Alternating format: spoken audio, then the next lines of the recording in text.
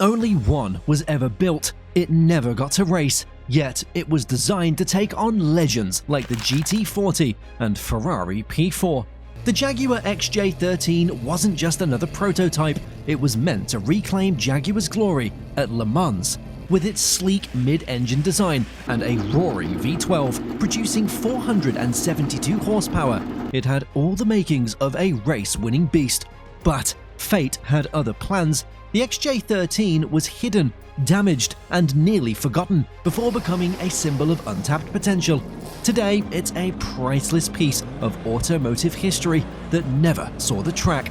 So, why did this race-ready marvel never get its chance to shine?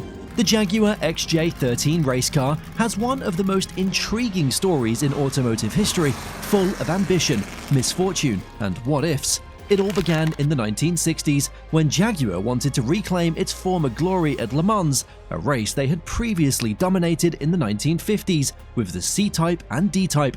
By then, motorsport had changed, with mid-engine cars becoming the new standard thanks to the success of Cooper's F1 cars. Jaguar's chief engineer, Bill Haynes, knew that to compete with giants like Ford and Ferrari, they had to build something revolutionary. Enter the XJ13, a prototype built to compete with the mighty Ford GT40. Jaguar aimed to power this new race car with a cutting-edge V12 engine. By 1964, they developed a 5-liter quad-cam V12 engine with SU carburetors, initially tested in a Mark X sedan. This engine wasn't just about raw power, it was a showcase of advanced engineering. The race version of the Jaguar's XJ13's engine was truly groundbreaking, especially for its time. It featured Lucas mechanical fuel injection, which was a big step forward in delivering precise fuel control, crucial for maintaining consistent power during the intense conditions of endurance racing. Unlike simpler carburetor systems, the Lucas setup allowed for a more even and responsive fuel flow, giving the V12 engine a performance edge. To ensure the engine remained reliable during high-stress, long-distance races like Le Mans, Jaguar equipped it with a dry sump oiling system. This advanced system helped maintain oil pressure and flow, preventing the engine from starving for oil during sharp turns and high-speed sections, an essential feature for a race that tested both the car and the driver to its limits. With this setup, the 5-liter quad-cam V12 in the XJ13 produced an impressive 472 horsepower at 7,250 RPM. Those numbers were exceptional during the 1960s, placing it on par with the best in the racing world.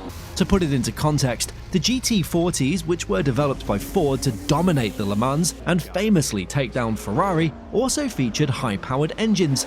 The GT40 Mark II, for example, boasted a 7-liter V8 engine that produced around 485 horsepower. While it had a slight power advantage over the XJ13, the way each car utilized that power made for an interesting comparison. The GT40 was built with a focus on raw, brutal power and reliability, leaning heavily on its big V8 engine for speed on the straights. Its 7-liter displacement, well, it meant it could produce immense torque, making it a formidable opponent, especially on long, high-speed stretches like the Mulsanne Straight at Le Mans. However, the Jaguar XJ13's V12, while slightly down on horsepower compared to the GT40, offered a different kind of power delivery. The V12 was smoother, more refined, and it revved higher, which meant it could sustain higher RPMs over time and deliver power more linearly. This characteristic, well, it could have given it an advantage in sections of the track that required finesse and balance, rather than just raw acceleration. The XJ13's was Jaguar's first foray into mid-engine design. This was a major shift as their past champions like the D-Type had all been front-engine cars. The decision to go mid-engine wasn't new to Jaguar's thoughts though. Malcolm Sayer, the genius behind the aerodynamic design of Jaguar's race cars, had contemplated such a design as early as 1953, but back then, traditional approaches won the argument, leading to the creation of the successful but front-engine D-Type. The mid-engine idea, referred to as the G-Type concept, lingered around the engineering office until it was finally brought to life with the XJ13. The car itself was an absolute marvel. It sat incredibly low to the ground, painted in the iconic British racing green with flowing lines that captured both elegance and aggression. The XJ13's monocoque chassis was a lightweight structure that balanced strength and agility. This design allowed the V12 engine to be mounted behind the driver, a layout that promised better weight distribution and improved handling, critical for a race like Le Mans where long straights and sharp corners pushed cars to their limits. Despite the promise, the project was delayed. Although there were early talks of having the car ready for the 1965 Le Mans, it wasn't even started until June 1965, just 2 weeks before the race. The XJ13 wasn't completed until March 1966, and by then, Jaguar's priorities had shifted. Sir William Lyons, Jaguar's boss, decided to merge the company with the British Motor Corporation. This move, it put the XJ13 on hold. Lyons even ordered that the car should not be driven, tested, or developed further. A crushing blow to Haynes and the team who had worked so hard on it. It wasn't until 1967 that the XJ13 was finally put to the test. By then, the V12 engine had matured, and Jaguar's legendary test driver, Norman Dewis, was ready to push it. During trials at the Mirror test track, the XJ13 showed just how powerful it was. David Hobbs, a young and talented racer, clocked a lap at 161.6 miles per hour, setting a track record that would stand for 31 years until the McLaren F1 came along. On another test at a former airstrip in Bruntingthorpe, Dewis managed to hit 200 miles an hour using a run-up, proving the car's blistering speed. However, during a test at Silverstone, Hobbs noticed that the brakes were not up to the task, and the car had a tendency to oversteer. But just as things were looking up, disaster struck. In 1968, the Le Mans race organizers announced that the engine size for the prototype class would be capped at 3 liters. The XJ13's 5-liter V12 suddenly became obsolete. The car that Jaguar had worked on for 2 years, designed specifically for Le Mans, was rendered useless without ever competing in a single race. It was quietly stored away, covered and forgotten, while Jaguar's racing ambitions were put on hold. Years passed, and the XJ13 remained hidden until 1971, when Jaguar decided to surprise the world by showcasing it during the launch of their V12-powered Series 3 E-Type at the Geneva Motor Show. The car was taken out for a promotional film shoot at the Mirror track. Dewis, once again behind the wheel, pushed the car to give it the attention it deserved, but as fate would have it, disaster struck. While going at about 140 miles per hour on his third lap, the right rear wheel gave out, causing the car to crash into the guardrail and roll into the infield. The XJ13 was left mangled, but Dewis, remarkably, escaped with only minor injuries. The car was eventually rebuilt in 1972 under the direction of Jaguar's managing director, Lofty England. Abbey Panels, the same shop that had helped create the XJ13 and the first Ford GT40 chassis, still had the original forms to reshape the car's body.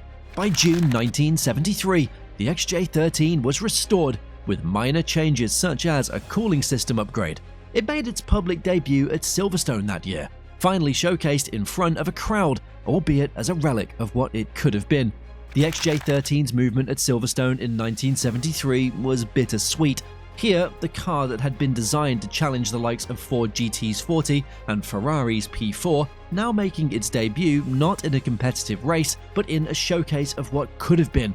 The crowd watched as the elegant low-slung racer, with its British racing green finish, glided across the track, showing off its restored form.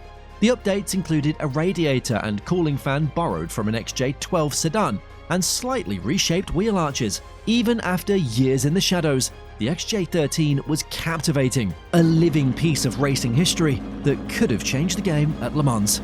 Getting behind the wheel of the XJ13 today, you can sense the raw, untapped potential it had. The car's cockpit is snug, with the steering wheel worn smooth by countless laps of testing. The craftsmanship speaks to another era, back when cars were handmade by skilled artisans in workshops, not mass-produced by machines. It's a right-hand drive, and the gear shifter is positioned on the right side too, nestled in the broad sill of the monocoque chassis. The ZF 5-speed gearbox, though advanced for its time, had its quirks. Shifting through gears feels like an exercise in patience and precision, as third and second must be engaged before attempting first. The transmission could be temperamental, but when it worked, it showcased the engineering prowess that made Jaguar legendary. Firing up the XJ13 is an experience. The V12 engine comes alive with a deep, throaty growl that hints at the car's power. It may be over 50 years old, but that engine still holds the promise of speed. The Lucas fuel injection system feeds fuel smoothly, and the dry sump oiling keeps everything running cool. Even with today's limitations, set at 5,000 RPM, far below the 7,600 RPM it was pushed to during its heyday, the engine's potential is palpable. Norman Dewis and David Hobbs, two of Jaguar's most experienced test drivers, knew what the XJ13 was capable of. Hobbs, who drove the GT40 at Le Mans, believed the XJ13's V12 engine was one of the best he'd ever encountered. It was smooth and powerful, standing out even against the fierce competition of the 1960s. But as Hobbs pointed out, the car wasn't perfect. The Dunlop disc brakes, narrow Dunlop R5 tires, and older suspension design meant that handling was tricky, especially in fast corners. The XJ13 also lacked the aerodynamic aids that became crucial in the late 1960s, and while Malcolm Sayers' design was breathtaking, it likely would have needed adjustments to handle high-speed racing conditions. Though, despite its flaws, there was something special about the XJ13. It felt alive, responsive, and ready for the challenge, even if it never got the chance to prove itself on the track. Imagine it racing down the Mulsanne Straight, competing wheel-to-wheel with GT40's and Ferraris, the roar of its V12 engine echoing across the French countryside. But racing, as we know, is full of stories about what might have been. In fact, the car's worth remains unconfirmed, but in 1996, a £7 million bid for it was turned down by its owners, over 3 times the price of a Ferrari 250 GTO at the time. The legacy of the XJ13 lives on as a symbol of ambition and the kind of daring that marked an era when racing was as much about art as it was about engineering. The GT40's went on to cement their place in history with their victories, but the XJ13 stands as a reminder that sometimes the most compelling stories come from the cars that didn't get to cross the finish line. If you enjoyed diving into the history of the Jaguar XJ13, be sure to subscribe, give this video a thumbs up, and comment below on which car you'd like to see us explore next.